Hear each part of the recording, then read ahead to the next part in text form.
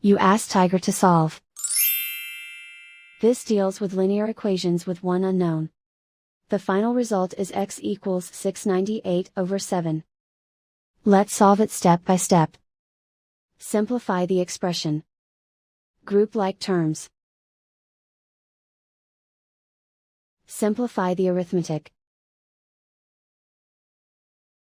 Convert the integer into a fraction. Combine the fractions. Combine the numerators. Simplify the arithmetic. Group all constants on the right side of the equation. Subtract 11 from both sides. Simplify the arithmetic.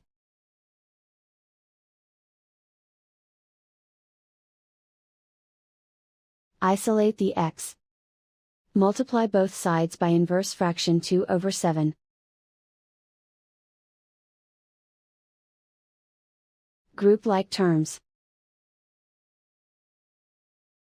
Multiply the coefficients. Simplify the fraction. Multiply the fractions. Simplify the arithmetic. And so the final result is x equals 698/7.